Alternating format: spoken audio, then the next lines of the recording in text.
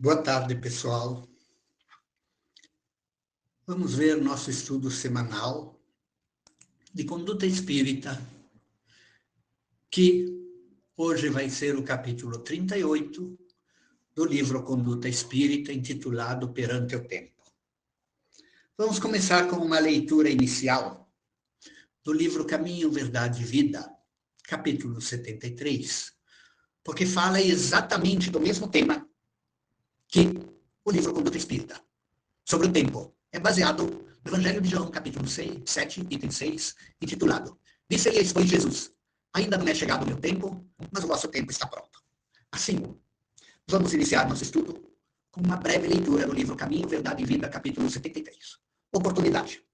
Disse-lhes, pois, Jesus: Ainda não é chegado o meu tempo, mas o vosso tempo está pronto. O mau trabalhador está sempre queixoso. Quando não atribui sua falta aos instrumentos em mão, lamenta a chuva, não tolera o calor, amaldiçoa a geada e o vento. Este é um cego de aproveitamento difícil, porquanto somente enxerga o lado arestoso das situações. O bom trabalhador, no entanto, compreende, antes de tudo, o sentido profundo da oportunidade que recebeu.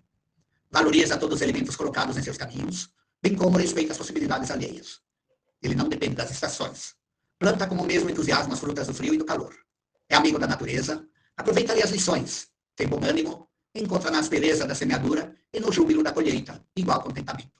Nesse sentido, a lição do mestre se reveste de maravilhosa significação. Pelinho das incompreensões do mundo, não devemos aguardar o reino do Cristo como realização imediata, mas a oportunidade dos homens é permanentemente para a colaboração perfeita do Evangelho, a fim de edificá-los. Os cegos de espírito continuarão queixosos, no entanto, os que acordaram para Jesus sabem que sua época de trabalho ao Redentor está pronta. Não passou, nem está por vir. É o dia de hoje. É o ensejo bendito de servir em nome do Senhor, aqui e agora. Vamos fazer a nossa prece antes de trabalhar o tema, Trabalhar o tema perante o tempo. Pai querido, Senhor Jesus, amigos espirituais, graças vos damos por mais uma vez aqui reunidos em teu nome, realizando esse estudo do livro Conduta Espírita. Que tuas bênçãos envolvam a todos nós e a todas as pessoas que vierem escutar esse estudo. Que façam bem proveito, bom proveito desse estudo. E que todos saibamos fazer bom proveito do tempo que recebemos ao longo desta vida. Que saibamos aproveitar bem o tempo, realizando coisas boas, afastando-nos do que prejudica e realizando o que engrandece tua obra, Pai querido. Que saibamos trabalhar no bem, servir no bem, realizar o bem. Que saibamos exercer o perdão, a compreensão, o discernimento e equilíbrio íntimo. Saibamos fazer bom uso dos dias, horas e minutos com que nos presenteias. Sim, Pai querido. Muitas vezes esquecemos de fazer bom uso. Lamentamos nossas ocupações. Mas tudo aqui na terra é aprendizado. Que saibamos bem aproveitar. Assim sendo, Senhor, em vosso nome, da espiritualidade amiga, damos início ao estudo nesta noite.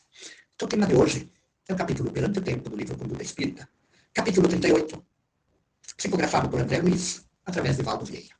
E André Luiz começa: em nenhuma condição malbaratar, desperdiçar o tempo com polêmicas e conversações estéreis, ocupações fantasistas e demasiado divertimento. A importância de fazer bom uso do tempo, que cada dia possamos avaliar como usamos as últimas 24 horas. Semeamos o bem, desperdiçamos. Ficamos à toa, sim, precisamos do descanso, mas temos que cuidar com o desperdício.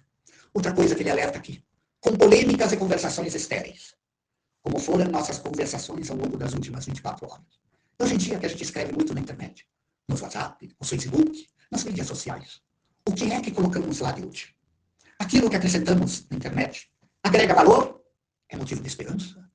Ou é motivo de aflição? É motivo de otimismo, de agradecimento, de crescimento para quem lê? Ou é motivo de criticar mais pessoas? De depressão, de tristeza, de desânimo?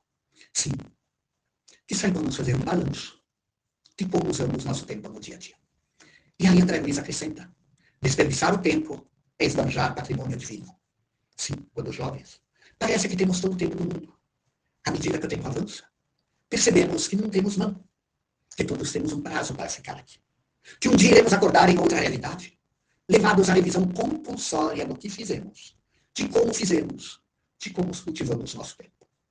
E André Luiz continua: autodisciplinar-se em todos os cometimentos a que se proponha, revestindo-se do necessário discernimento.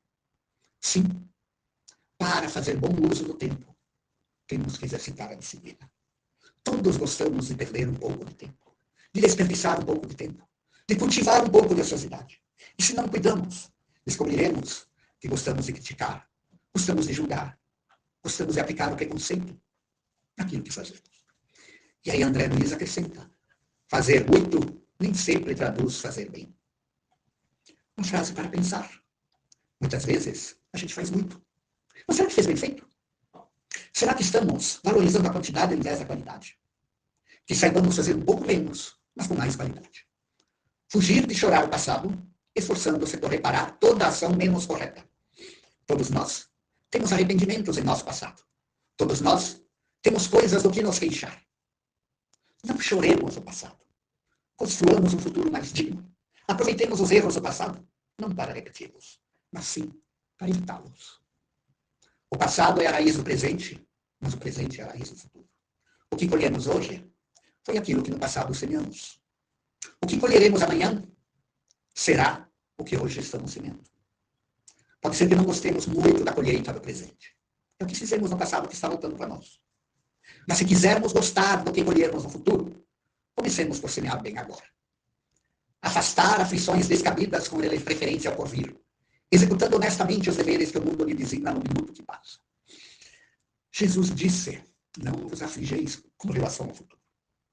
A cada dia basta a sua aflição. O que Jesus quis dizer com isso? Não alimentemos temores com relação ao passado. Façamos bem feito o presente. Cultivemos o otimismo. Cultivemos a serenidade. Cultivemos o equilíbrio. E não nos arrependeremos no futuro. Muitas vezes nossa mente começa a divagar. Começa a imaginar cenários pessimistas. Não. Não façamos isso. Imaginemos cenários otimistas. Imaginemos cenários onde as pessoas passem a somente fazer aquilo que gostariam que os outros lhes fizessem. Onde as pessoas cada vez mais rejeitem fazer aos outros o que não gostariam que os outros fizessem com elas. São pensamentos poderosos que ajudam a transformar o nosso futuro. Façamos o bem e colheremos o bem. Alimentemos pensamentos positivos e coisas positivas serão atraídas para nós. E aí, André Luiz escreve, o amanhã germinará das sementes do hoje.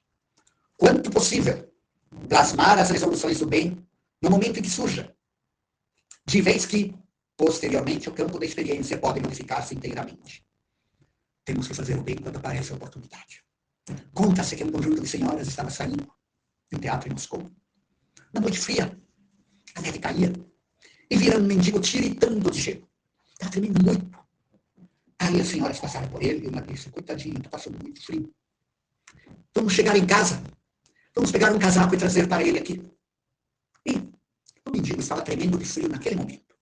E as senhoras passaram por ele com o coração condoído, lamentaram o frio que ele estava passando, mas seguiram adiante, com a resolução de, ao chegar na casa da primeira, a primeira pegar um casaco e mandar alguém trazer para o mendigo.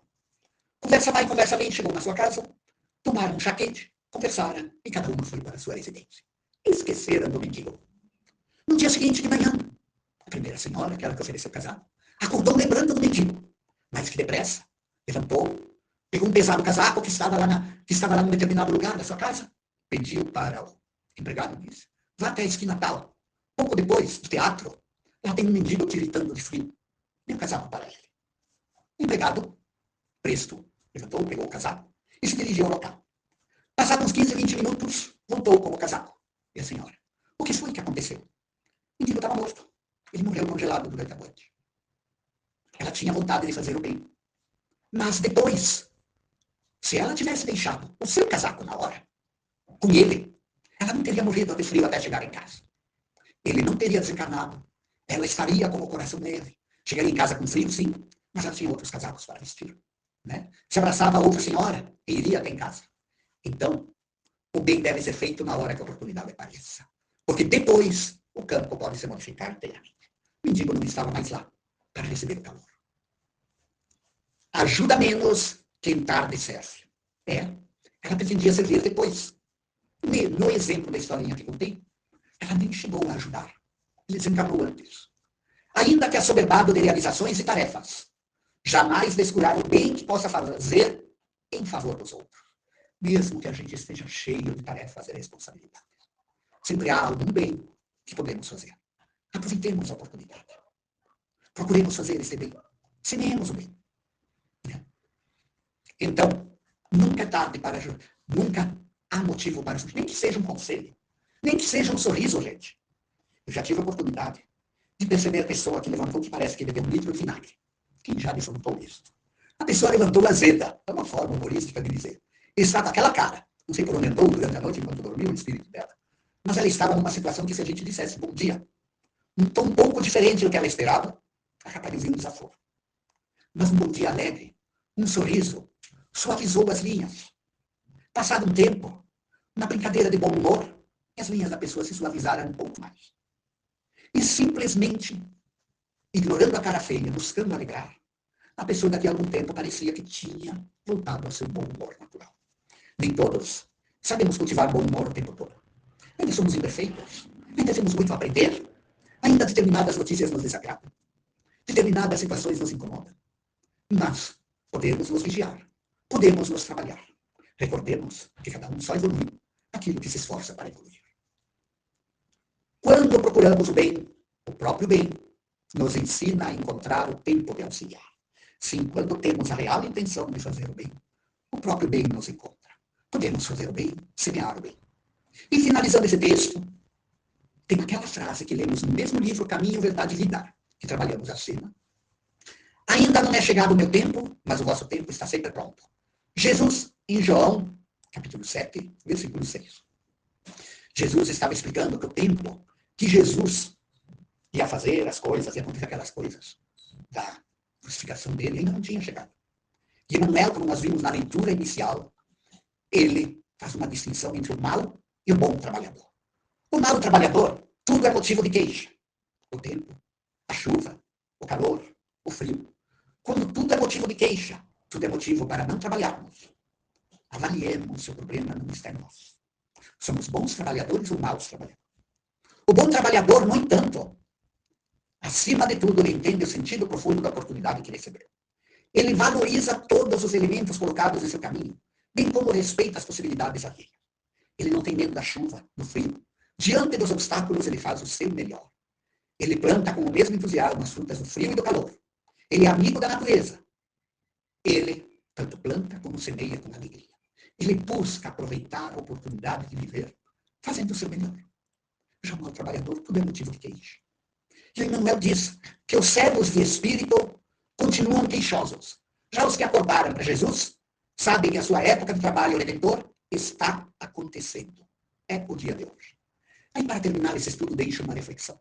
Considerando o que estudamos aqui, nós, cada um de nós, não precisa dizer para ninguém, diga para si mesmo, estamos na categoria do bom trabalhador ou na categoria do mau trabalhador?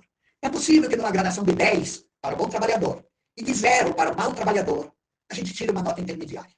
Tentemos avaliar que nota nós daríamos, tentemos avaliar com sinceridade, onde percebemos que temos que melhorar. E lembremos que só evoluiremos aquilo que nos esforçarmos para evoluir. Finalizando o nosso estudo, vamos fazer a nossa prece de encerramento. Pai querido, amigos espirituais, graças vos damos por esse maravilhoso estudo. Que tuas bênçãos nos envolvam, nos iluminem, que saibamos fazer bom uso do tempo, saibamos cultivar a serenidade, o equilíbrio, a paciência, a disposição de servir. Que tuas bênçãos envolvam a todos nós, em especial a todas as pessoas que acompanharem esse estudo. Fica conosco, Senhor, abençoando-nos, fortalecendo-nos e guiando-nos ao caminho do bem. Assim seja.